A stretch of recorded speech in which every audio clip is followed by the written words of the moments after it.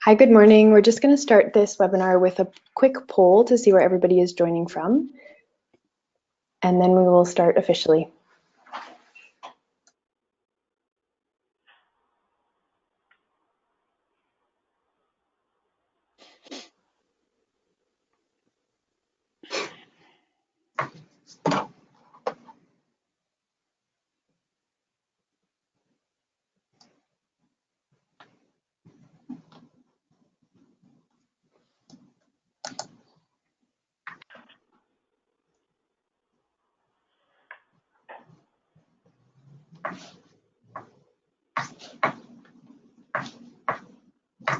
Good morning, everyone, again. Great to see a good amount of people from around BC joining us. Looks like we have quite a few people from all over the place: North Central BC, Vancouver Island, Sunshine Coast, Thompson, Okanagan, or Kootenays, some people from Lower Mainland, and a couple of people from outside of BC. So welcome all, and thank you for joining us.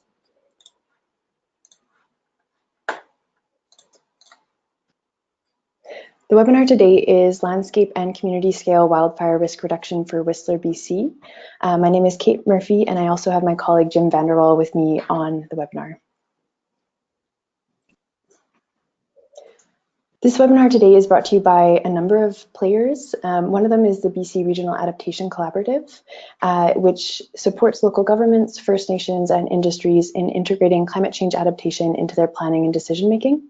And we also have a portal for adaptation resources online, the retooling.ca portal. I'll get a little bit more into that on the next slide. The other players who are bringing this webinar to you today are the Ministry of Forests, Lands, Natural Resource Operations and Rural Development, as well as the Association of BC Forest Professionals, and of course the wonderful webinar presenters. So retooling.ca, I want to highlight a couple of things for you today. The first is our newsletter, where we send out regular announcements about adaptation resources, funding, and news, and other opportunities. And also our webinar portal, so you can actually find all of our recorded webinars online, and we will be posting this recorded webinar online, as well as the PowerPoint slides if permission is given from the webinar presenters as well. Quick plug, the Adaptation Canada 2020 conference is coming up in almost 1 year, February 19th to 21st in Vancouver. If you want to get updates on when the early bird registration opens or other upcoming items for that, please sign up for the email updates at the link at the bottom of the page. For those on phone, that's bit.ly/adapt2020. A few logistics. Please keep your audio muted unless you're speaking, just so that we don't have any feedback on the call. If you have any questions, feel free to type those into the question box. You can see that on the control panel. Ours is sort of an older version, but on your control panel, you'll also have a question box. Feel free to enter those anytime during the presentation, and we'll have a Q&A period at the end where we can bring those back up. And if you have any technical difficulties, you can type those into the question box as well, and Jim will help you out, or you can email us at fraserbasin@gmail.com and Jim will get back to you. So our wonderful speakers today, the first is Heather Beresford. She is the Environmental Stewardship Manager at the Resort Municipality of Whistler. She's been in Whistler since 1982, and she really loves Whistler. Among many other projects, she manages the overall municipal wildfire program and administers the Cheakamus Community Forest. She has been with the Resort Municipality of Whistler for 24 years, and she enjoys working on meaningful projects in her community. Our second speaker today is Bruce Blackwell.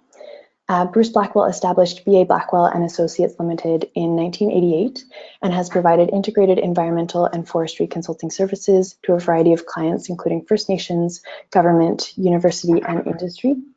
Bruce has more than 30 years of experience as a professional forester and 20 years as a professional biologist with a master's degree in forestry.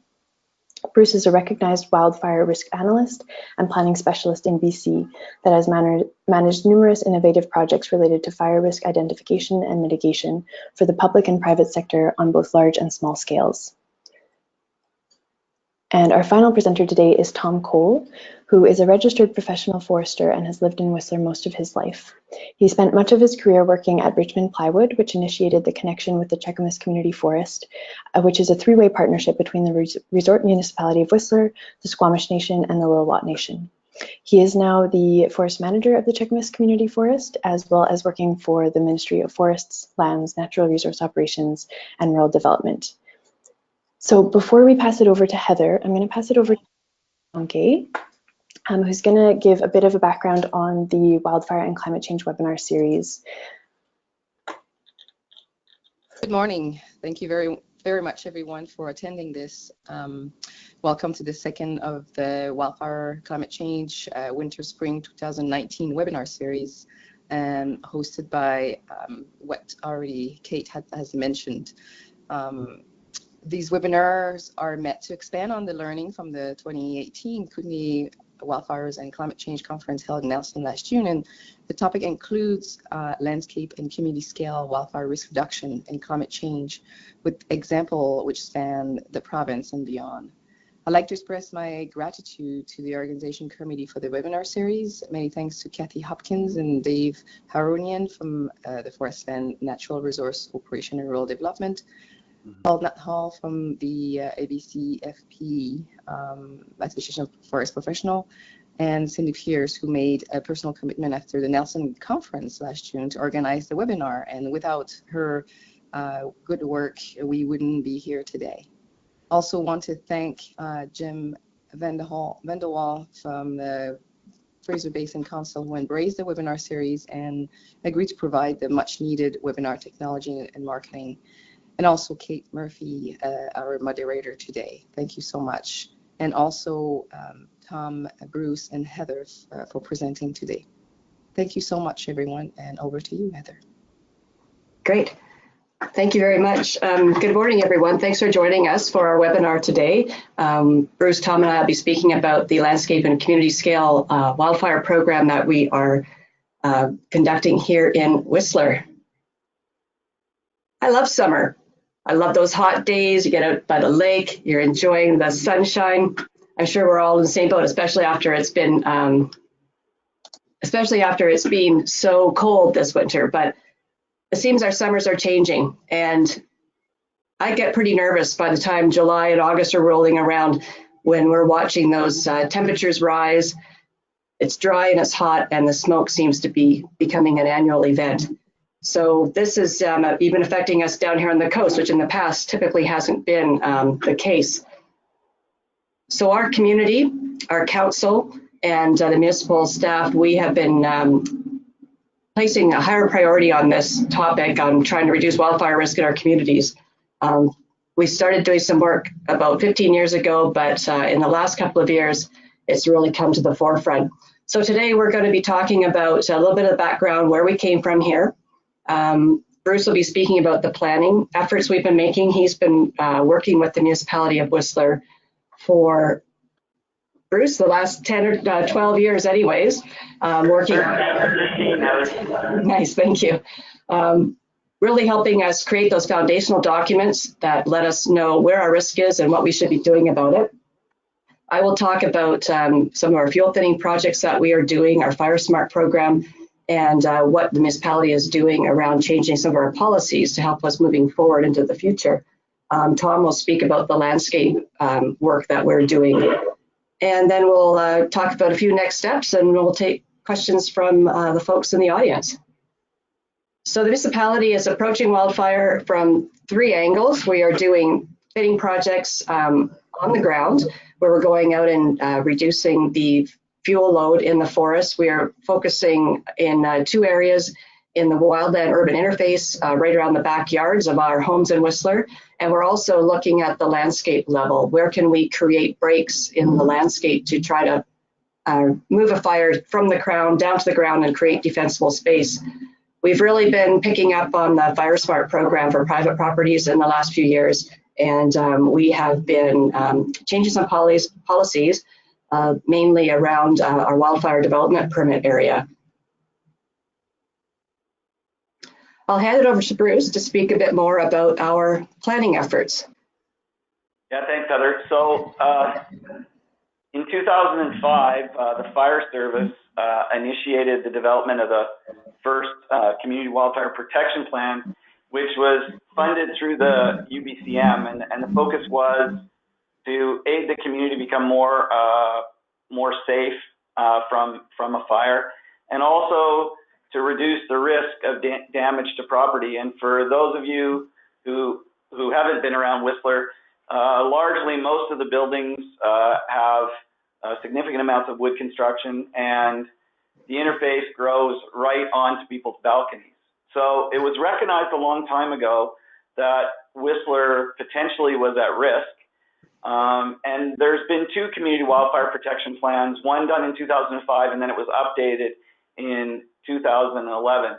And I guess the one point I'll make out of all of this process is this has been a long-term exercise, and you don't reduce the risk around a community in 1 year or 2 years. It's a long-term program. It's expensive and requires coordination of a whole bunch of folks to be successful. So if you're thinking about doing this, don't think about doing it overnight. Build a plan and start putting it together, and build it incrementally, and gradually you'll start to see those building blocks become successful. Next. So the key thing that the CWPP looks at are communication and education strategies in terms of how do you communicate out the risk to a lot of the residents, businesses, and organizations within the community. And I think Heather mentioned that more and more people are engaged, and that's largely because people have become more aware of fire, but also Whistler's done a lot of work on the communication, education, websites, public meetings, etc. She talked about looking at the structures and the forest in close proximity. So we've done quite a bit of work on structure protection, in other words, thinning right up against homes. The fire departments adopted a number of changes in practice and policy, and we've done a lot of vegetation management work over the last few years, and that's been ramping up more recently.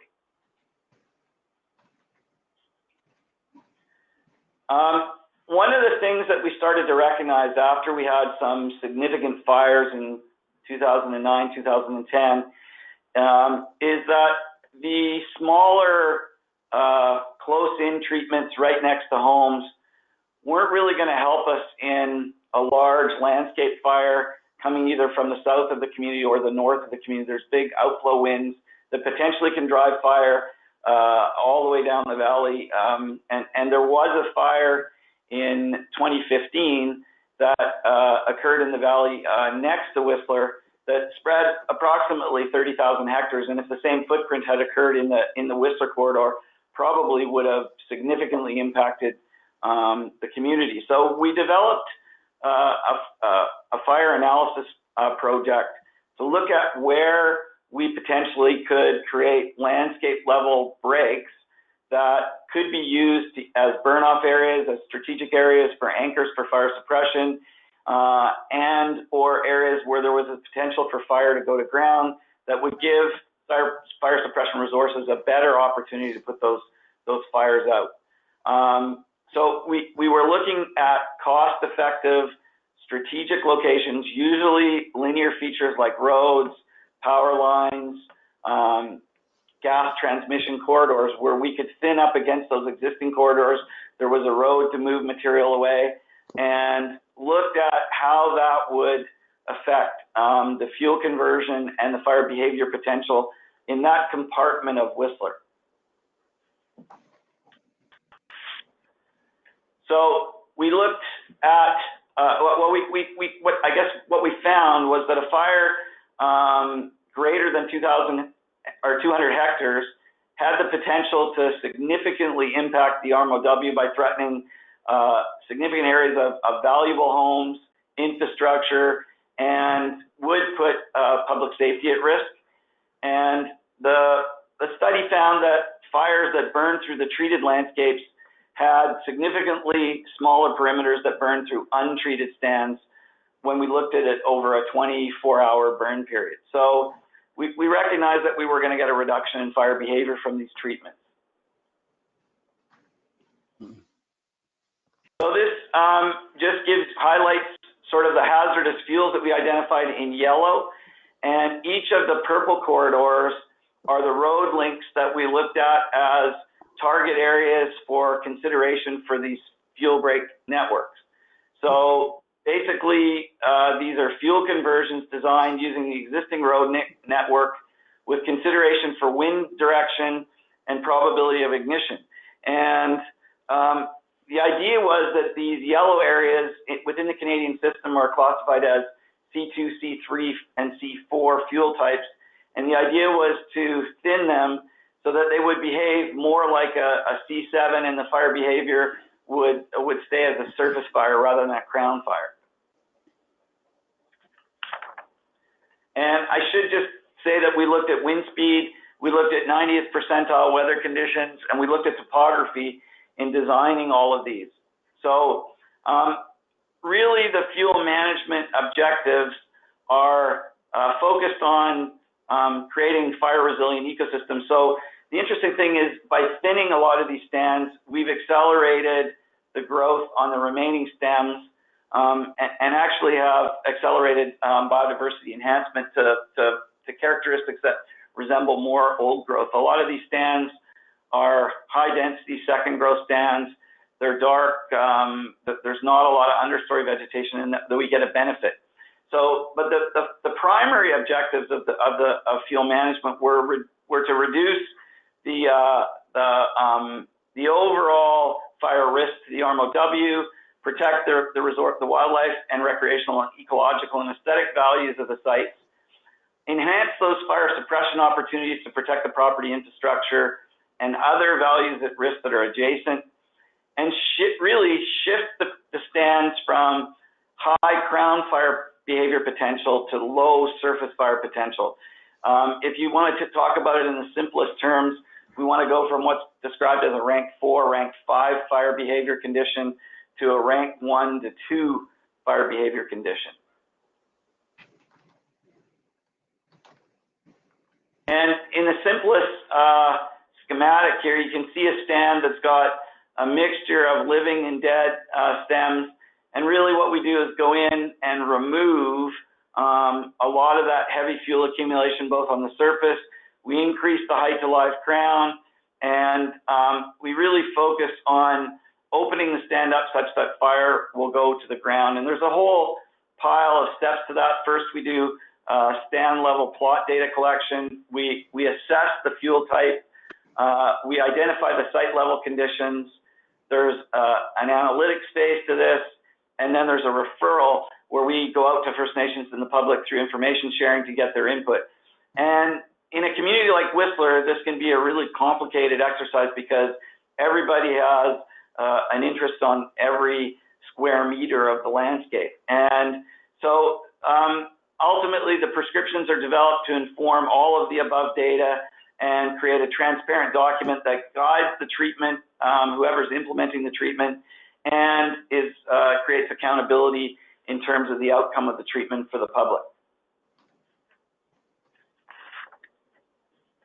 So the prescription strategies are really focused on maximizing the retention of dominant and co-dominant canopy trees to maintain a cool and moist understory microclimate. So we're really thinning from below is the focus.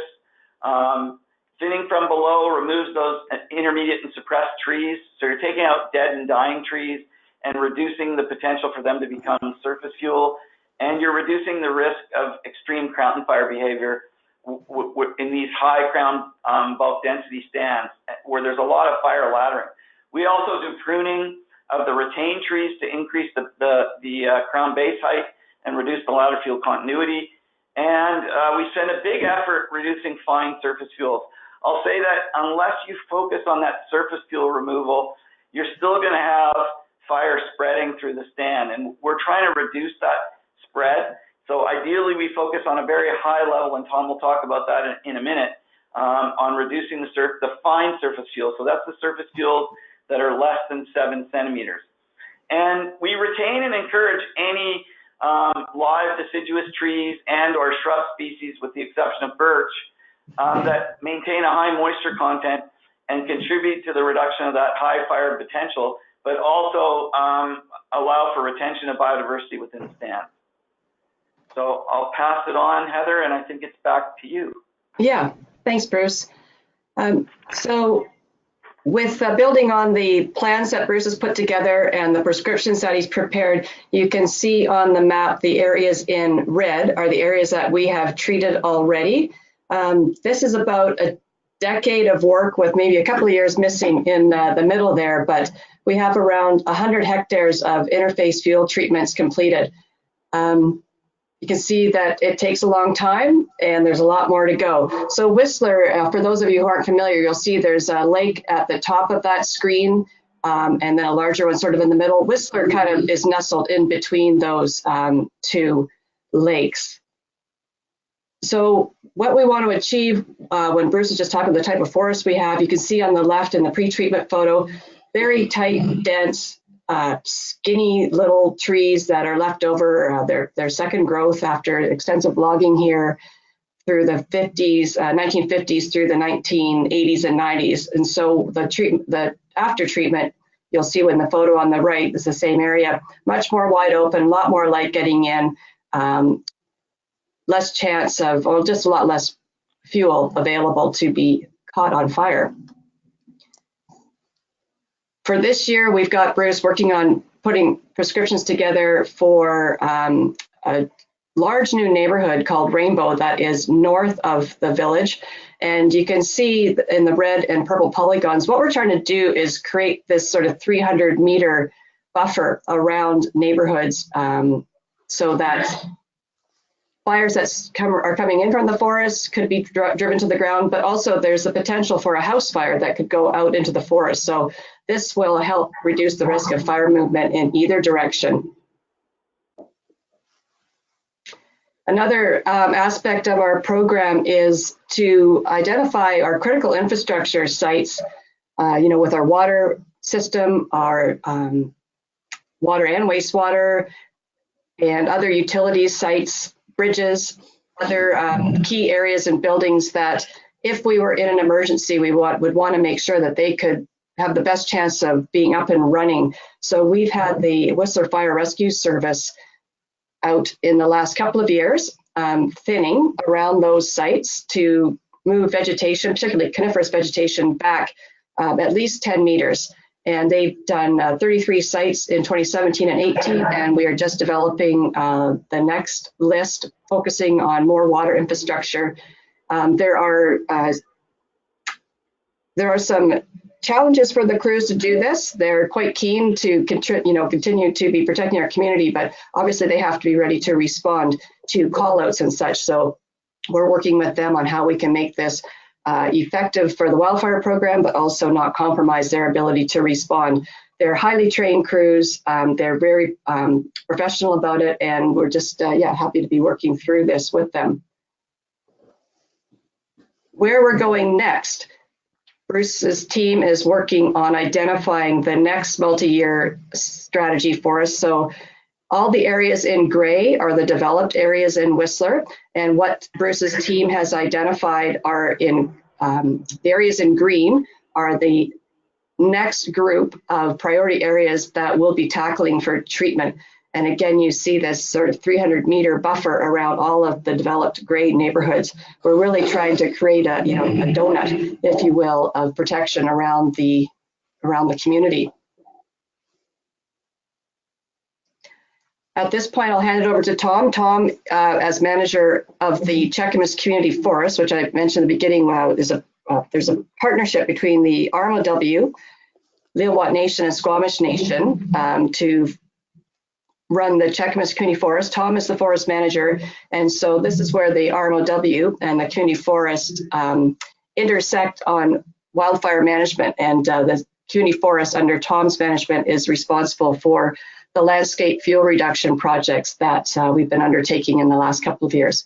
So Tom, take it away. Great, thanks Heather. I certainly have to plug Heather and Bruce's efforts.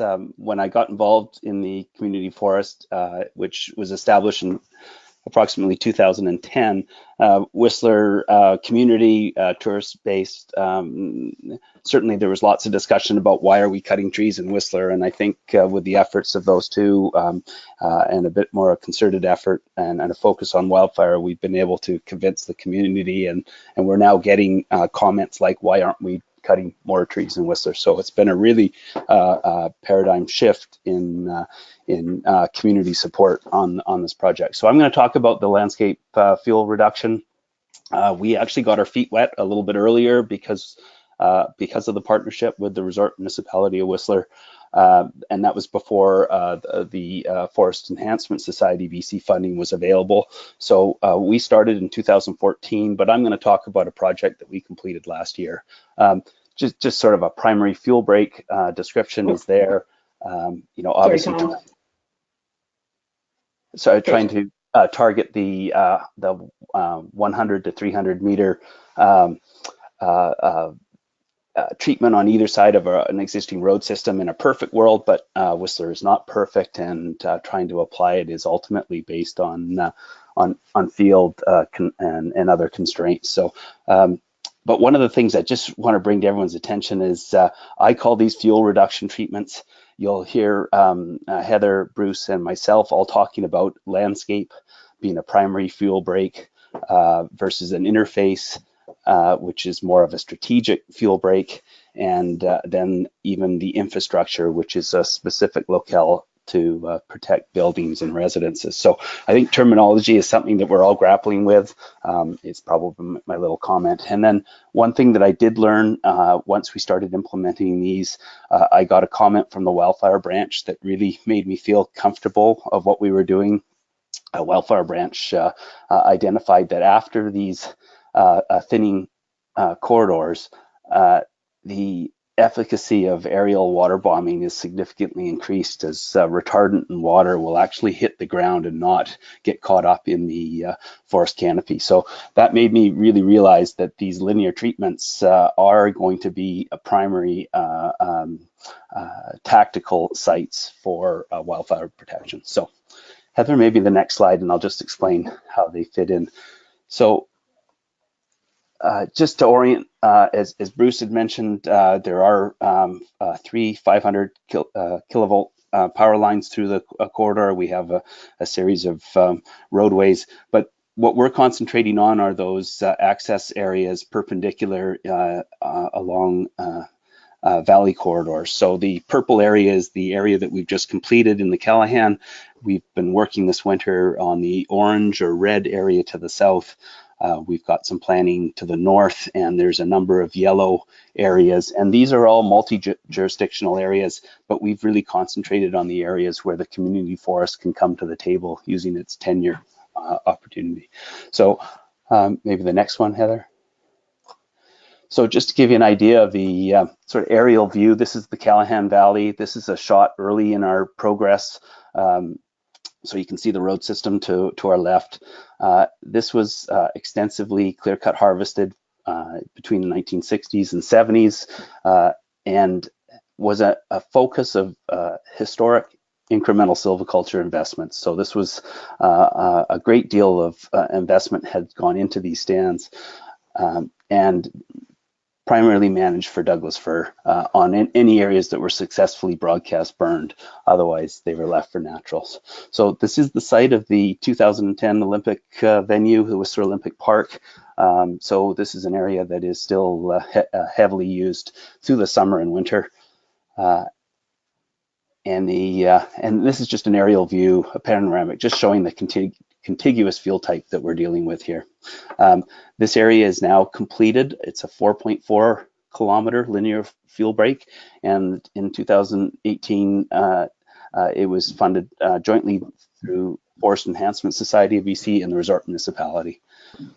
The treatment was somewhat constrained because there is an area of legacy lands, so private land to our left. So that's where, in a perfect world, you could treat both sides of the road, but we were forced to treat one side on a portion of this area. Maybe the next one, Heather, gives a. So This is just a drone image at 90 meters elevation, 6 months after treatment. And one of the things that I realized early on in engaging public was what this would look like. And it came to me when we were standing at the side of the road with a resource group, and then some of the lay people were just not engaging as foresters were talking about how many trees we left. But I think these kind of images make people understand that these are uniform treatments and they are still fully forested treatments. Let's go to the next one, Heather. This is what it looks like on the ground. Again, these were highly managed, intensively managed forests. This is a sort of an example of meeting the stringent 1 kilogram per square meter fine fuel target. They do look a little manicured. We are getting those comments back. But the benefits of historic intensive management with increased tree diameters and certainly the original spacing allowed us, we had less trees to deal with. So we actually picked some fairly easy areas to start. Yeah, that's great. Thanks, Heather. I just wanted to explain that we have applied our existing tenure. We actually apply for our own cutting authorities on this. That does obligate the community forest on reporting requirements and monitoring. We also apply our First Nation partner contract policy. So it's my role to assign each project to either First Nation operating partner. The method of treatment, we've been pushing the mechanical thinning as a lower cost, but there is always areas that need to be manually treated.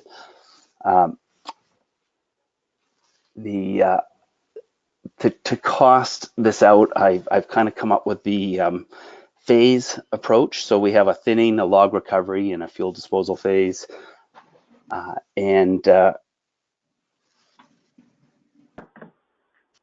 The idea is to sort of hit that 80% mechanical and 20% so that the overall cost is we can treat more area.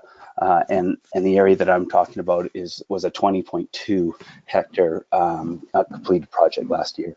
I put the fuel reduction performance standards down because I think that's really important. We get a great deal of objectives set on any areas that we treat, but what's really important is when we have funding from other sources, and that is FES and the Resort Municipality of what standards we're going to be measured to. So I put in on the mechanical, the tree retention, the ladder fuel height, and the post-thinning forest floor are the 3 performance standards that are critical when being judged using third-party funding.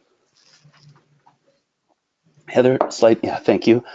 So here's some output of our costs last year. So our mechanical per hectare was 10,210.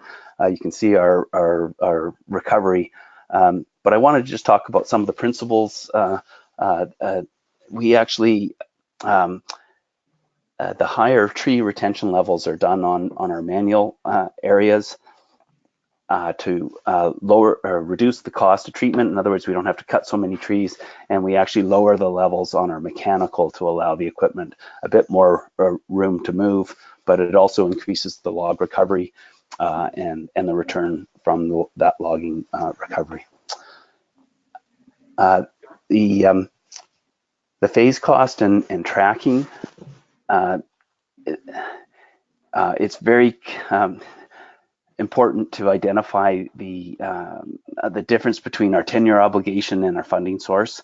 So our funding sources is simply the fuel reduction versus some of the other normal tenure obligations, road management, the cost of log recovery. So that's why I've the project outputs give you an idea that we actually, by recovering the logs, we've returned back to the program approximately $2,300 a hectare.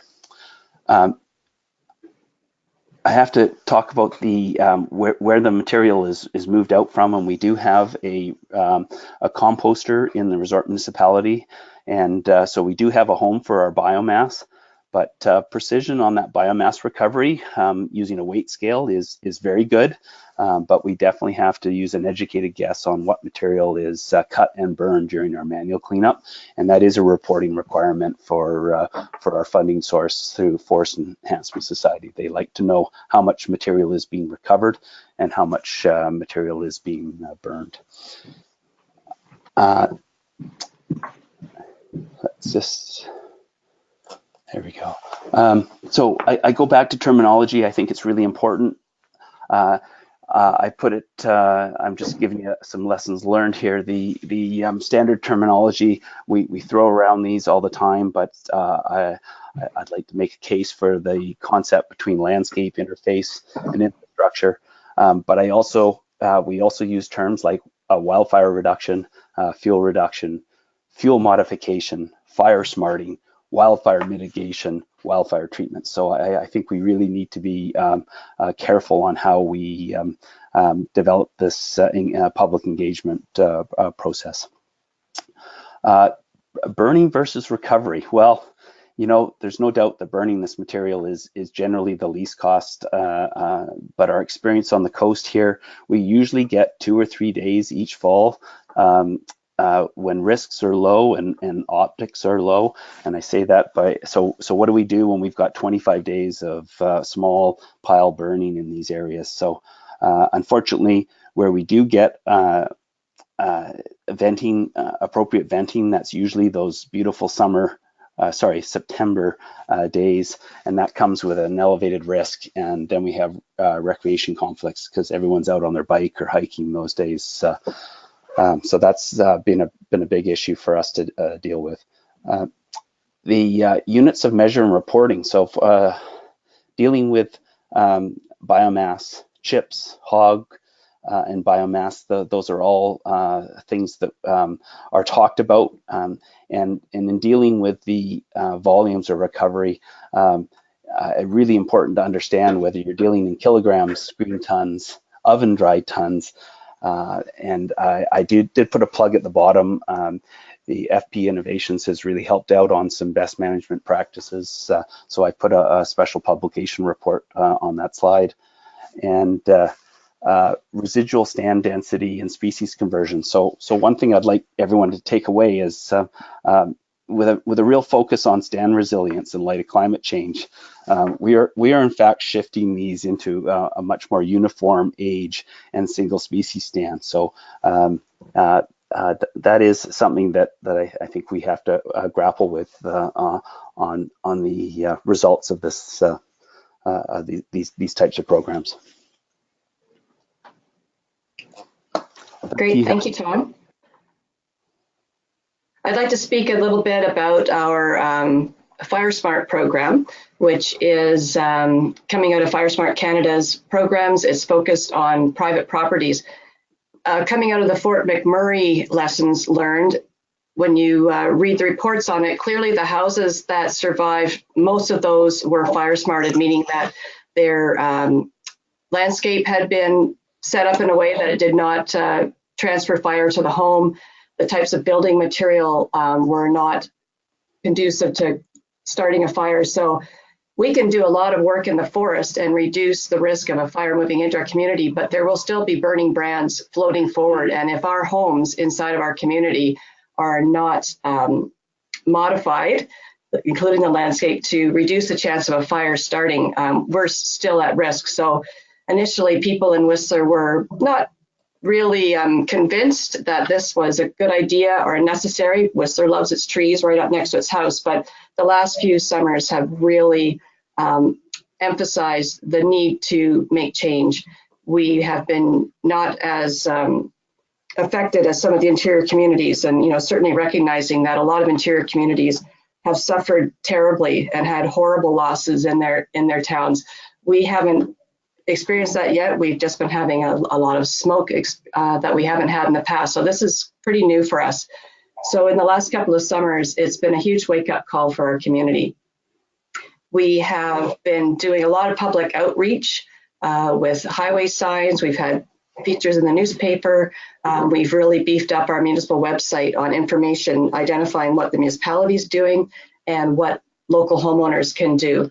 We hired a FireSmart coordinator a couple of years ago, a fellow named Scott Rogers, and he's been running a crew and doing a great job reaching out to the community, working with multi-family unit stratas on helping them identify what they need to do on their properties and organizing work days. And he's right out there with them, pulling branches and throwing them in the chipper.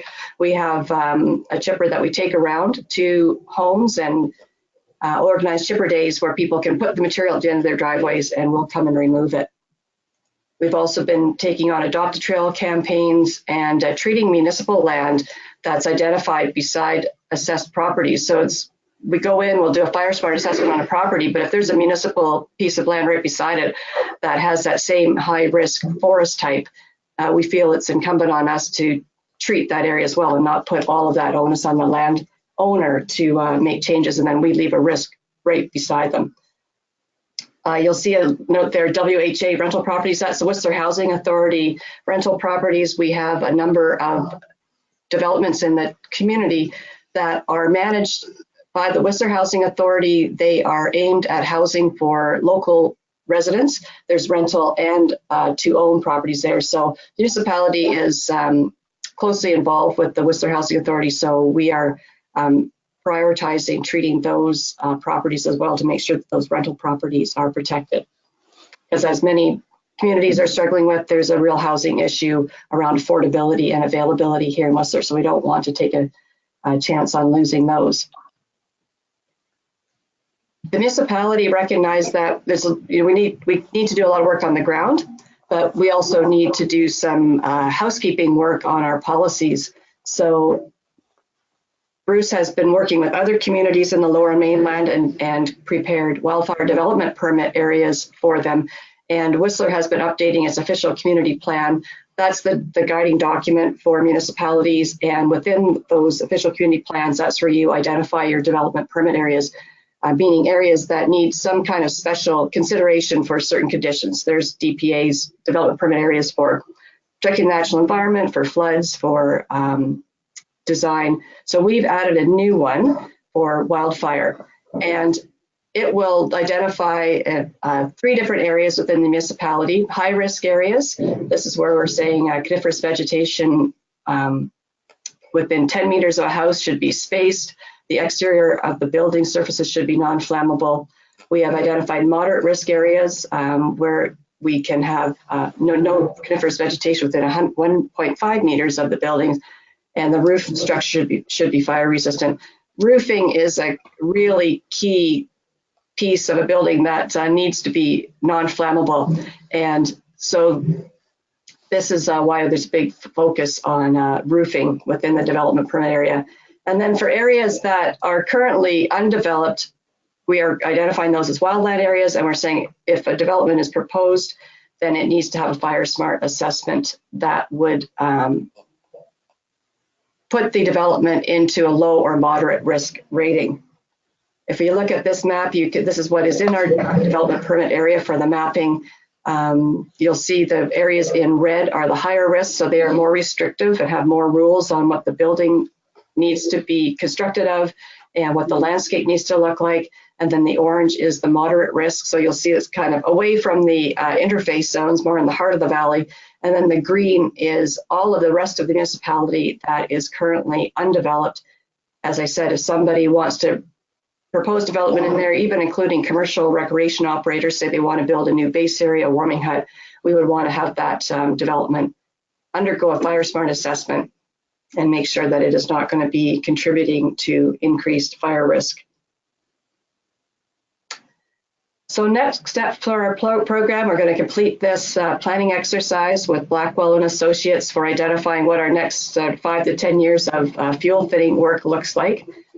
We'll continue to partner with the Cheakamus Community Forest on projects on its tenure. This has been a really great advantage for us, and I know that there are over 60 community forests in the province. If you are living in a community that has a community forest, it's a great opportunity to partner with them to take on some of this work. not only does it get, you've got a group of people that are foresters that understand what needs to be done and have the equipment. Many of them are partnered with First Nations. It's a great opportunity for capacity building and relationship building in your communities. Internally, we are continuing to seek municipal budget approval for increased resources for our FireSmart program, as well as the fuel thinning program.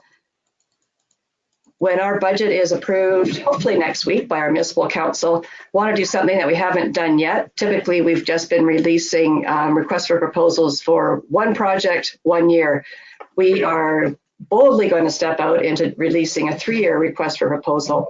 What we've been getting feedback from the contractors is that if they had certainty that they had more than 1 year of work, they would be more willing to invest in certain specialized equipment. It's easier for them to retain crews. It's easier for them to be able to plan ahead, and in this way reduce the cost per hectare of doing this work. So we're really hoping that the responses that we get from this 3-year request for proposal will reflect, the prices that we get back will reflect this certainty that the contractors will have. And as I was saying earlier, we've just realized the importance of providing increased support for private homeowners. We'll really be emphasizing that in the next stage of moving forward. That is the end of our presentation. I thank you for your attention, and I'll turn it back over to Kate and Jim as they moderate the questions. Great. Thank you so much, Heather, Bruce, and Tom. It's great to hear more about your project and how things are going on the ground. We have quite a few good questions, so we might go over 10. Would you three be okay with staying a little bit over 10 in order to answer the rest of the questions? Yes. Okay, yeah. Perfect. Great, we'll get started then, and we'll see how many we get done before then. So there was a question about after the treatment was completed, was there any blowdown in the stands that you worked in? I can actually, yeah, I can respond to that one. No, we've definitely had some testing wins. What we did find when we modified our target densities is there is a threshold where what we get is heavy wet snow, and we were seeing some snow press and individual tree breakage from heavy snow. So there is a fine line between thinning too low. We think we've hit the sweet spot in around that 300, 350 stems per hectare at age 50. I would just say our experience in these thinning from below treatments, and I can speak more broadly than Whistler, is other than a couple of strange wind events up in the Nelson area, they had a bit of a sort of weird summer storm. I haven't seen any significant blowdown in any of the treatments I've been involved in.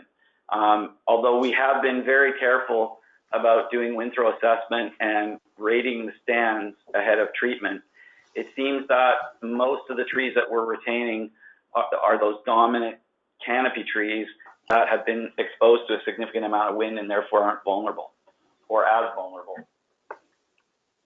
That's great to hear. Another question is, how are the prescriptions prepared with things such as permits, access roads, landings, etc., to ensure that they're operationally able to be implemented? Tom, you can go for that one. Sure. There's definitely an implementation plan that we put together when we implement ground-based equipment. The prescriptions are really based upon the fuel type and the fuel objectives. But there is this requirement when we start running tracked equipment and grapple skidders to develop an implementation plan. So there is a next step beyond the prescription, and that is sort of developing this implementation plan, especially when you're doing ground-based thinning.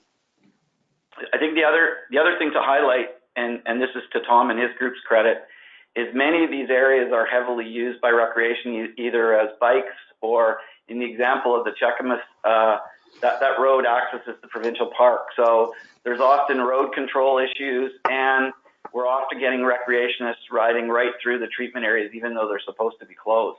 So there's a lot of care and attention that has to go into that part of the access planning for these treatments. Right, yeah, that's a very good point. Another question that was asked is the stand drier now that it has less vegetation to absorb and hold the moisture?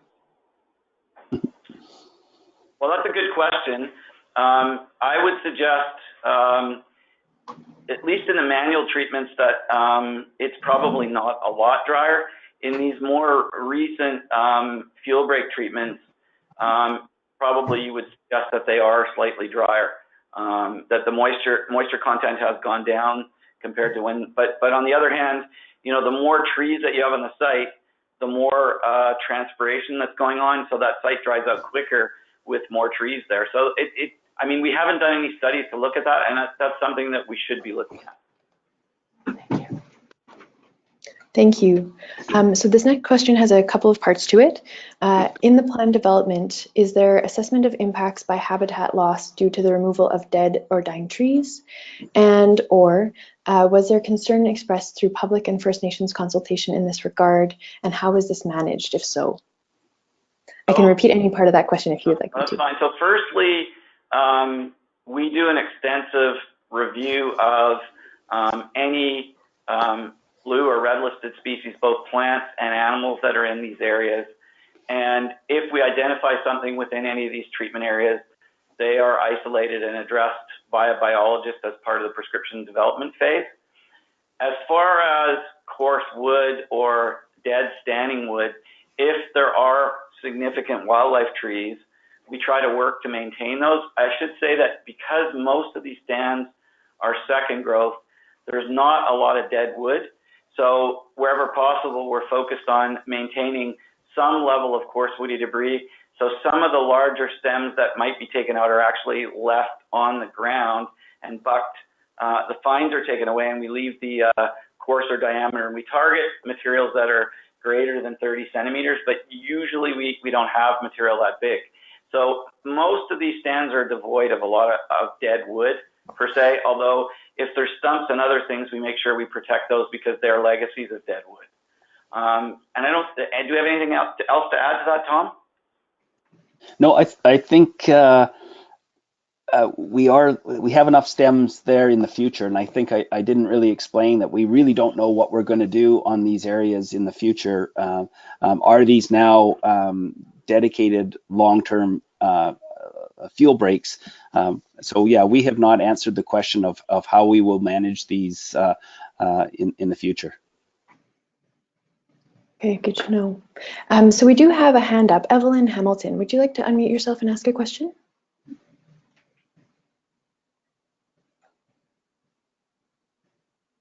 All right, feel free to chat us in the question box if you'd like to do that at a later time, Evelyn. Another question that came up is why, Bruce, you talked about birch being an exception. Could you talk a bit more about that? Why isn't it an exception? Well, the interesting thing is one of the big things that we're concerned about is spotting. And that's where material from a specific tree starts on fire and then alights into the smoke column and then is carried burning and drops further ahead of the fire front. And I've done some extensive work in Revelstoke with Cindy Pierce and Archie McConaughey. And Archie's experience with birch is it's probably one of the most significant spotting trees in BC. And it isn't in any of the literature that Raw Thermal tested all the spotting models on. So I'm using the professional judgment of an old fire dog from the interior of BC that told me a couple of years ago that we shouldn't be retaining birch in these stands, even though most deciduous is fine. Birch, and you can only imagine it, birch bark peels and it's very dry, and birch burns very effectively. So birch actually is very significant from a spotting point of view. Good to know. The next one is, with the chipping programs, has there been any consideration towards soil pH shifts from extensive depth of chipped materials? So a big consideration is the change in CN ratio with chips and whether or not we get composting or any of those things. So we've limited chip depth to 10 centimeters.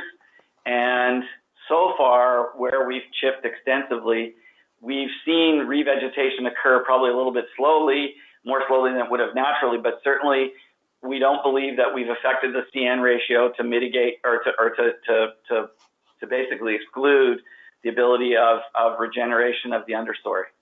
And so we're pretty particular about how deep that chip layer is maintained at.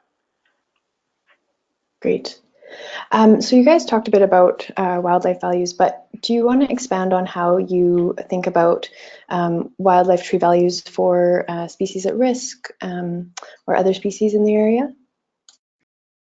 Well, I mean, we have a biologist that's worked on staff with us, Bob Brett, with Snowline, who kind of is recognized as a leader in biodiversity in the community. We do a bird survey if we're operating within the bird breeding window. Most of the bird activity in these stands has been limited to small birds like robins and crows. Last year was the first significant year. We had a goshawk in one area, and we worked around that. Other than that, from a habitat point of view, we're not working in wet areas, so we don't have we're generally away from wet areas. Obviously, we're not concerned about those to the same degree. And the Muni now has a riparian policy on addressing fuel treatments in wet areas. We haven't been dealing with salamanders or reptiles or anything like that. And there isn't a large number of things like ungulates or other species immediately close to many of these neighborhoods. Remember, these are they're semi-urbanized forest areas with a lot of human activity in them. So, but we are doing our best to maintain whatever habitat is there, or in restoration principles, enhancing that habitat if we can. Tom, do you want to add to any of that? Bruce, I think our deciduous strategy, we the retaining cottonwood and alder is really one way of and then having small non-treatment areas dealing with riparian water courses and little patches of deciduous, I think is sort of how we at the landscape level how we address some of the biodiversity and species at risk issues. Great, thank you both for that. So Heather, you talked about FireSmart Community Chipper Days. Could you let us know who owns and stores the chipper?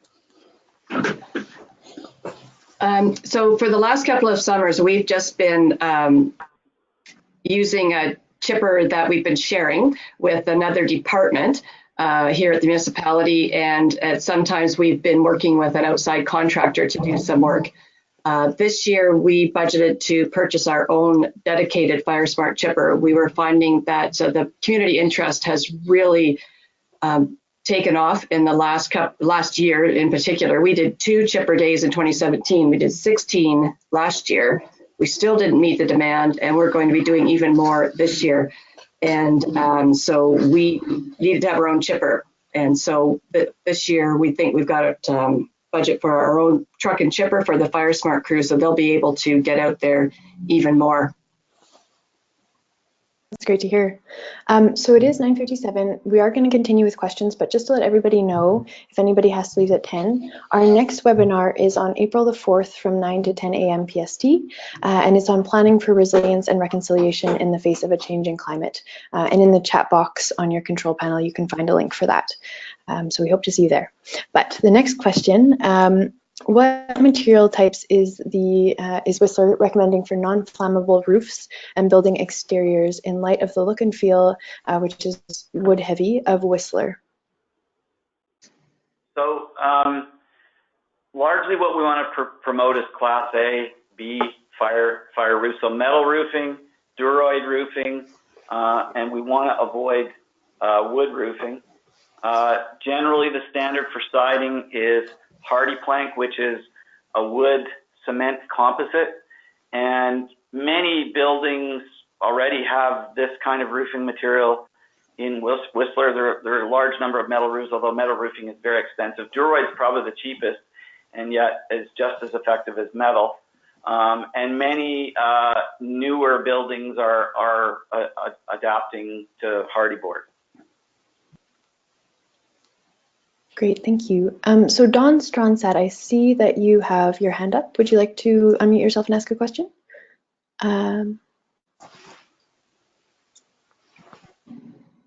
Okay, well, we can come back to you, so feel free to chat us and we can come back. So Heather, have you considered starting up FireSmart community recognition in Whistler? We have a few stratas that we have promoted this with, to do the smaller, there's a bit of funding available when you identify a small neighborhood as a FireSmart community.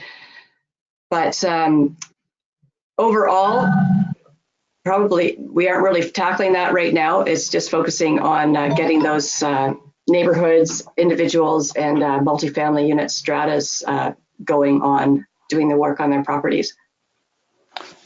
Heather, could I believe there's also a adopt a forest, so that you do have some groups that have taken on small portions of urban forest. I've noticed a few signs locally where this area has been cleaned up by this group. Yeah, there's a couple of Rotary and BDO. They've been doing some adopt trail work, but there's a FireSmart Canada designation, I think, is the one that Kate is referring to, and we've been letting other residents know about it, but it's up to them to take it from there to get that designation. Thank you. The next question is, regarding landscape fuel break treatment, do you anticipate having to retreat stands after the crowns fill in over time?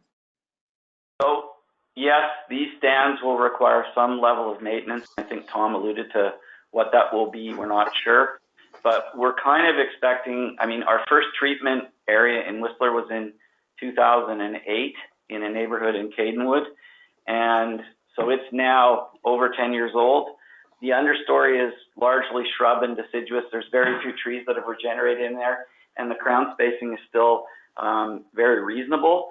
So I think the efficacy of treatment in Whistler with the productivity of sites and the growth rates that we're seeing are probably somewhere in the neighborhood of 20 to 25 years, and may even be longer on different sites. So I think at some point we'll have to consider maintenance. Whether we go to some uneven age management system and take some of these trees out and create gaps, or how we do that, I think is what we're going to have to see.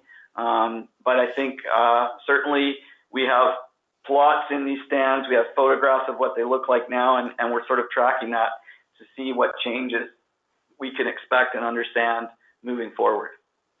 Bruce, I'll just add that we are a sub-maritime environment here. We call ourselves in the transition zone.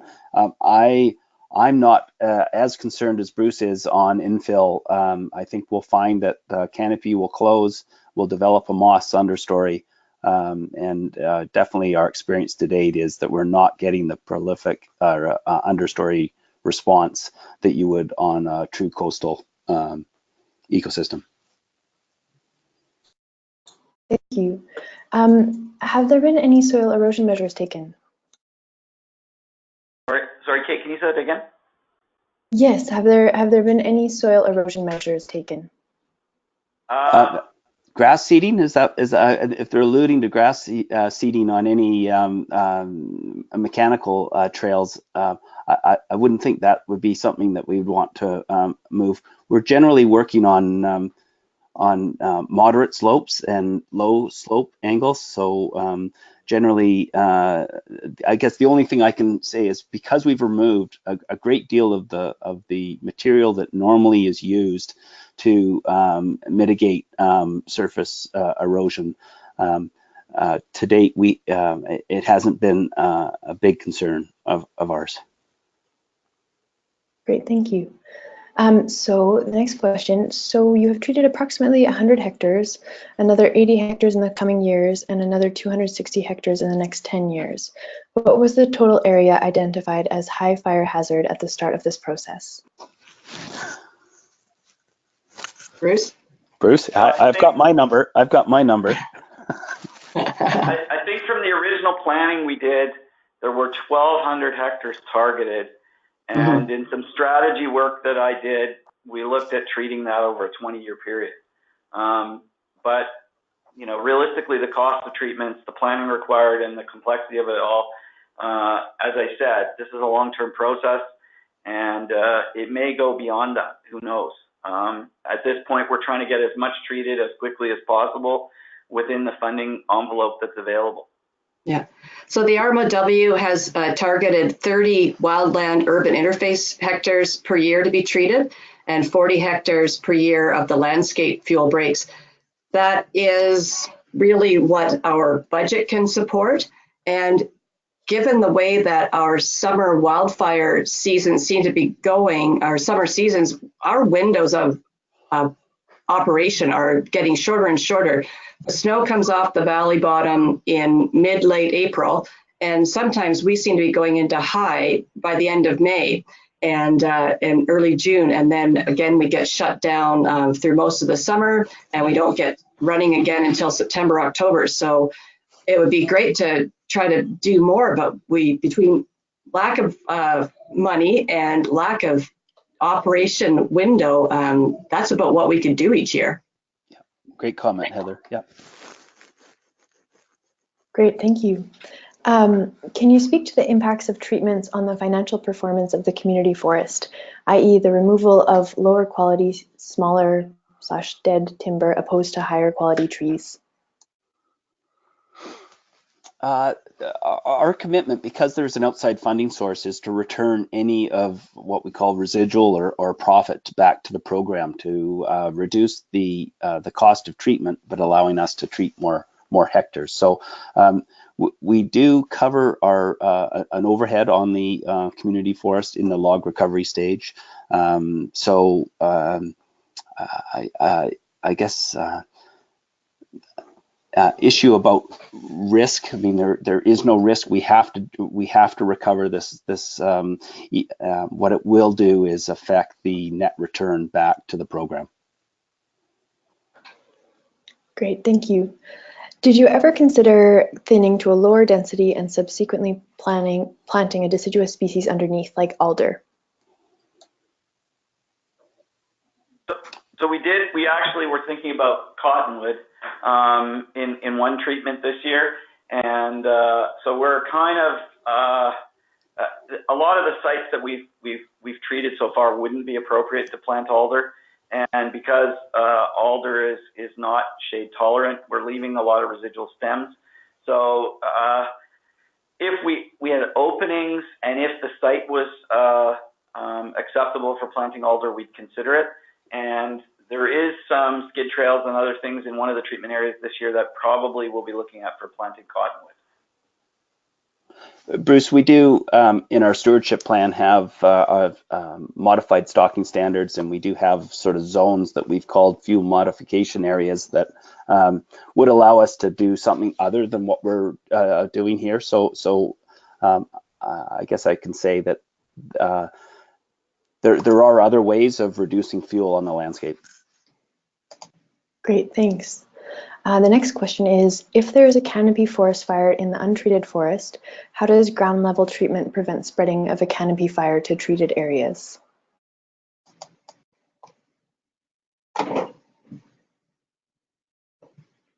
Oh, who wants to take that one? Sorry, say that one again. Yeah. For sure. If there is a canopy forest fire in the untreated forest, how does ground level treatment prevent spreading of a canopy fire to treated areas? So because we've created crown separation and we've reduced the fuel on the ground, normally for a crown fire to occur, it has to be supported by fuel on the ground. You can have wind-driven crown fires that go crown to crown, but they're not as easily sustained without surface fuel. So the fact that we've created canopy separation and the fact that we've removed the surface fuels, if a wildfire coming at it were to hit the fuel treatment, the focus is within a distance of 10 to 100 meters, we would expect that fire to go to ground. At that point, there's the ability to then have better control and efficacy and suppression of that reduced fire behavior.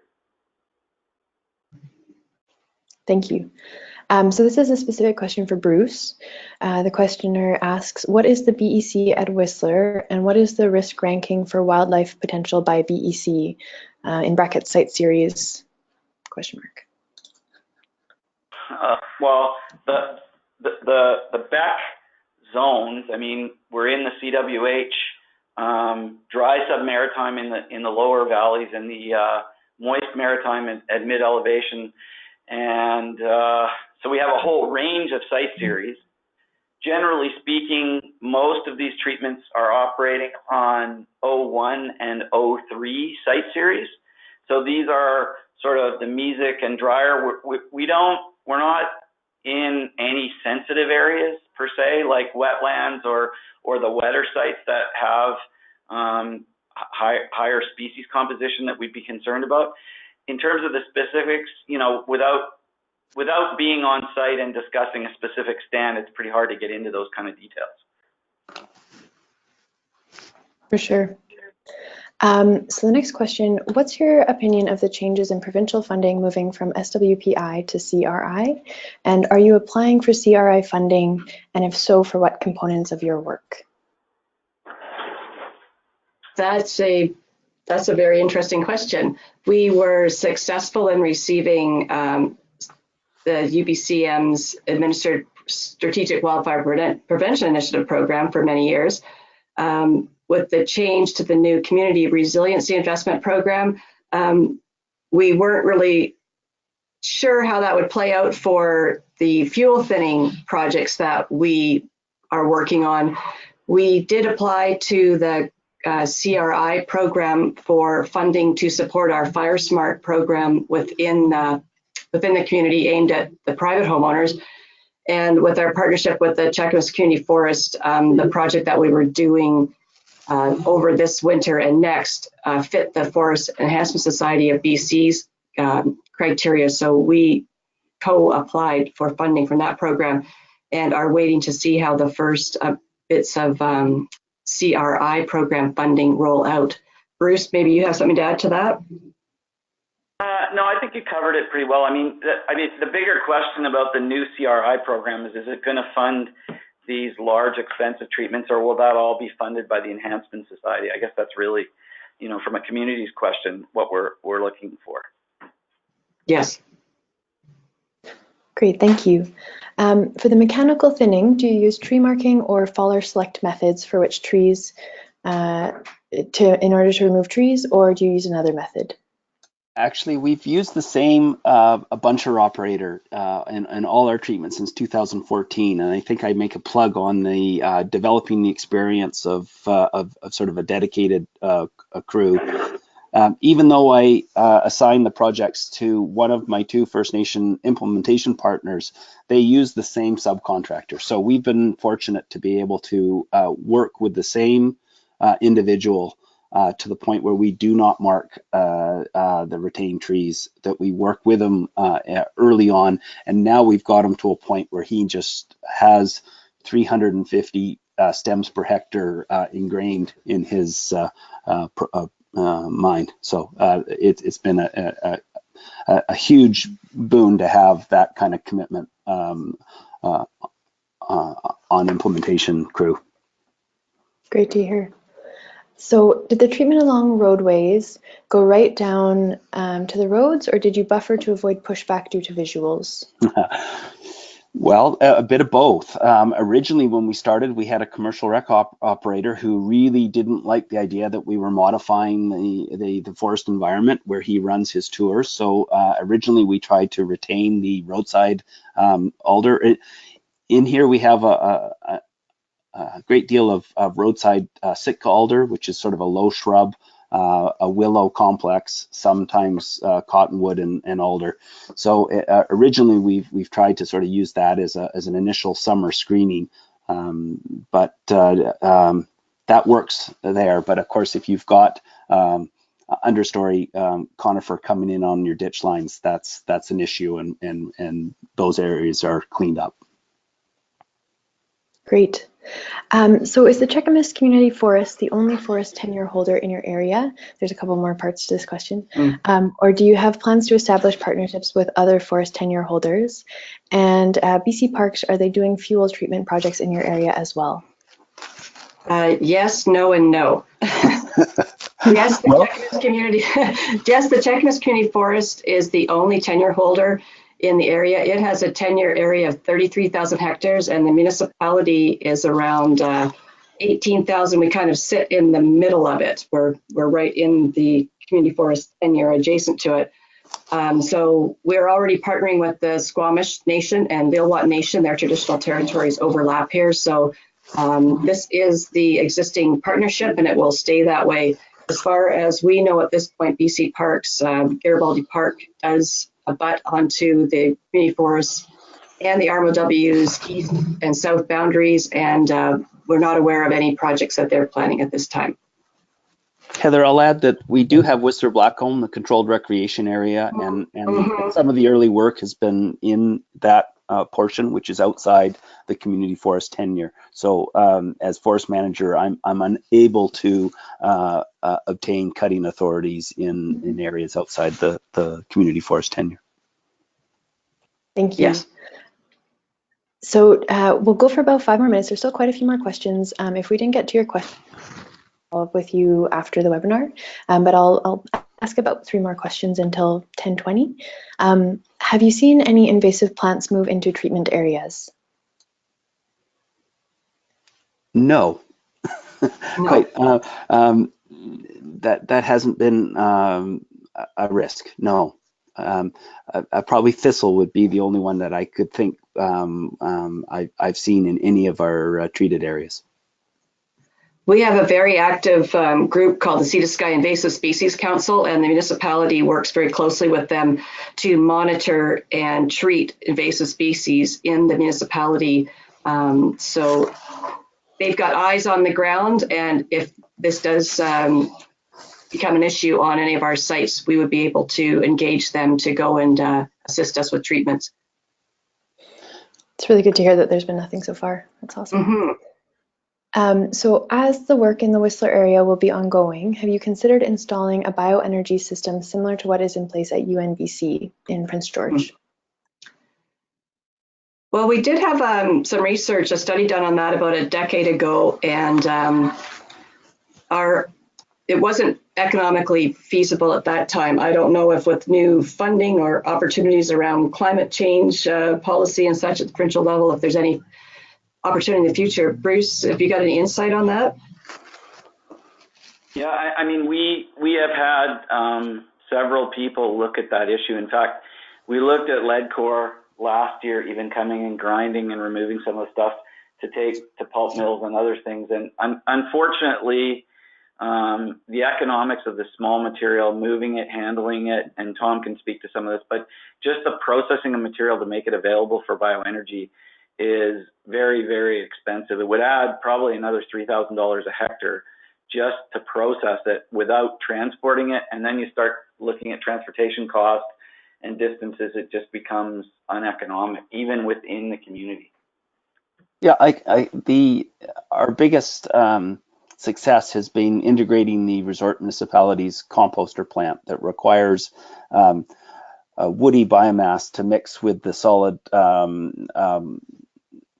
human waste side to create a Class A compost. So we do have a destination for our material. I guess I alluded to the fact that it's not quite as simple as that.